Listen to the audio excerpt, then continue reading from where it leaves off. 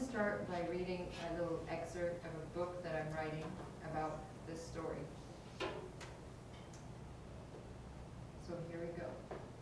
The 15-minute ride from the hotel to the prison had the kind of view remarkable for its downstate Illinois averageness, an ongoing canvas of flat, dry land spotted with clusters of cattle and capped with a dull November sky.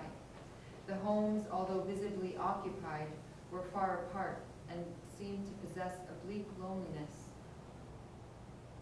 amplified by the rain. After driving by the CMU's deserted checkpoint, our car approached a stop sign, but this wasn't your usual stop sign. This was where Justice Drive met Prison Road. I'm getting out, I said. Why, Mother asked. Because I need to document this, I said. They can probably see you, she said. No, they can't. Trust me, Noor, they can see you. Don't worry, Mother, it's just a picture, I said. Zipping up my jacket and setting my iPhone on camera mode, I stepped out of the car. I captured a few close-ups of the signs and a few shots of my 14-year-old brother leaning against the pole. He took some of me making a confounded face while pointing at the street names. Then we raced back to the rental car, feeling uplifted despite being soaking wet. The architecture of the prison facade with its gray diamond pattern resembled that of a small abandoned museum. The visitation was scheduled for 10 a.m., which meant we had precisely 17 minutes to park the car, sign in, clear the metal detectors, sprint down the hallway painted with its misplaced bright green stripe, pass through the common visitation area, and finally enter the room with a plexiglass barrier. I greeted the man behind the front desk, the same pleasant man with the prominent eyebrows who had been stationed there the day before, and I quickly started to fill out the requisite paperwork. When I looked up, I saw two uniformed figures in my peripheral vision, a fat, smirking fellow and a slim female guard. Ma'am, we were noticed that you were taking photos of our facility, said the smirking fellow, whose strict southern tone came across as jolly when coupled with his southern accent. I thought for a moment, but before I could utter a word, Mother interjected, "She's writing a book. She's just doing research for her book." I stared at Mother with a face that begged to ask, why would you say that? But seeing that the two guards were waiting for my answer, I turned to them and said, I wasn't taking photos of your facility, I was just taking photos of some street signs. Well, ma'am, for security reasons, we're gonna have to see those photos. Can we do this afterwards, I said. I'd really rather not take time away from my father's visitation. A loan would take a minute, ma'am, he said. All right, I'll be right back, I said. The slim female guard stepped forward. Actually, we're coming with you. You want to follow me to the car, I asked. Yes, they both replied. My 15-year-old brother Muhammad insisted on coming too. This was more unexpected than being followed by the security duo. I'd been away from my brothers for almost a year and a half in New York to pursue an MFA, but I clearly remembered their confusion in my father's absence, their outbursts, their threats to run away. It was striking to see the young men they had become. Somehow, walking alongside my brother, a blue-eyed, straight jeans-clad former skateboarder and soccer champion, made me feel less demoralized. For what are siblings but an intolerable but indispensable part of your flesh? When we returned to the car, I flipped through the photos one by one, while the man with the smirk decided whether I should keep it or not. At one point, a break in the clouds produced a subtle glare on the screen. He pulled it away from his hand, saying, I can't really see what's on this machine right now. I discarded each of the street sign photos, becoming gradually more disheartened as I went. The only pictures they let me keep were the ones of cows I'd taken the day before.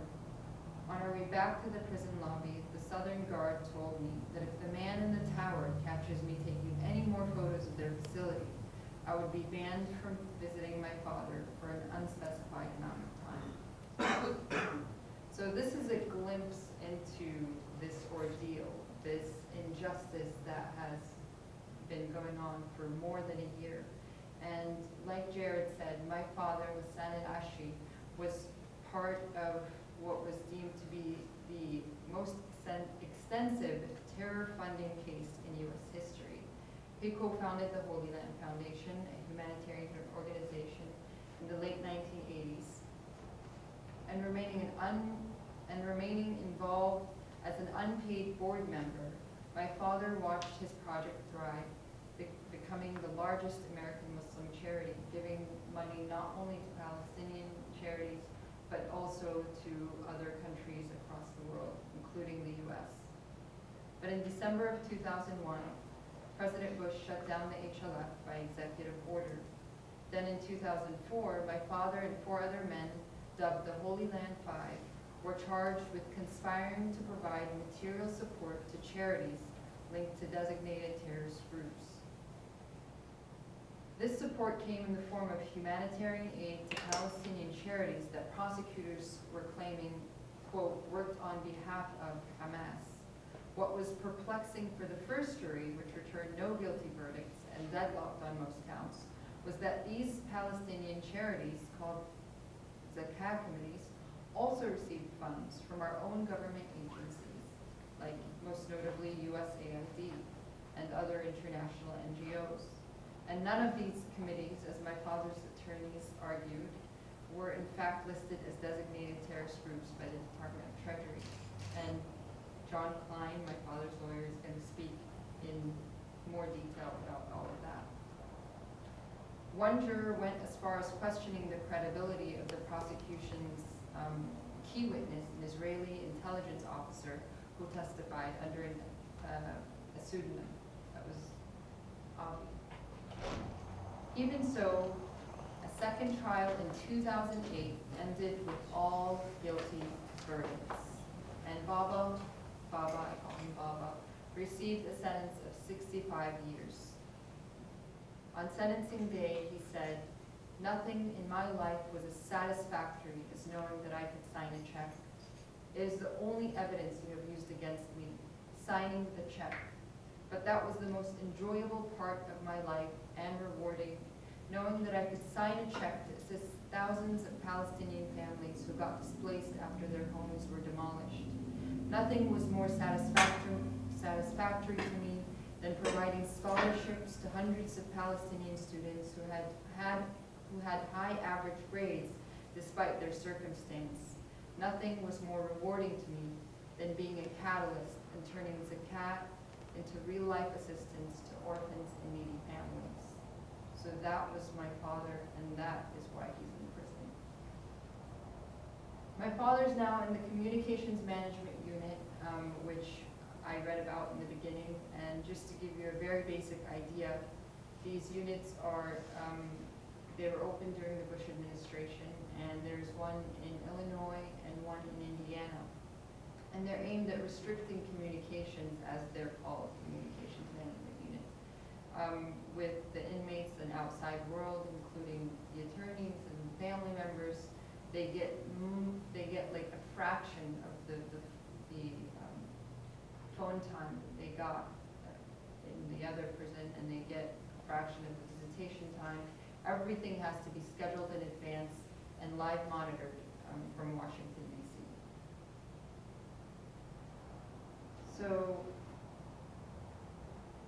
at this point, after 2009, when my father was sentenced, basically what happened is it went under appeal, and it would continue to be unsuccessfully appealed until very recently the Supreme Court declined to hear it in October of 2012, ending any possibility of a reversal I guess, through the justice system.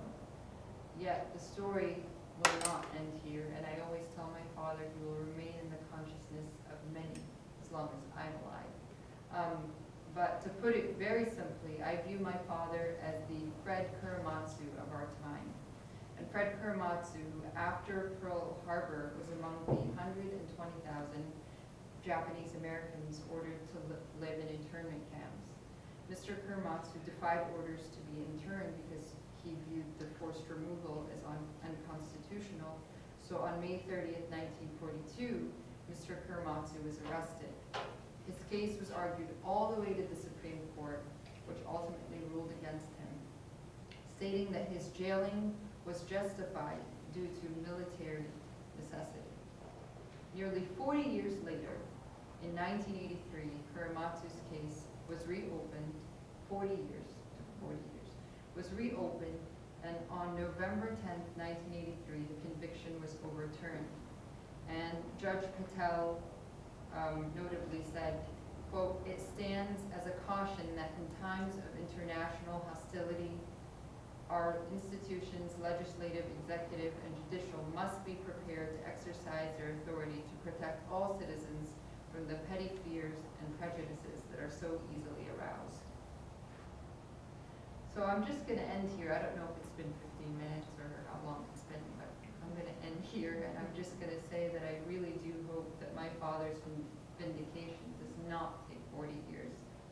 And I think that we can learn from our old wrongs, and I think that really the best way that all of you can help is just to continue to tell the story. And you can hear it today, and imagine if each of you told another 10 people, and those 10 people told another 10 people, and I think it will continue to inspire outrage in, communities all across the country. So thank you so much for listening.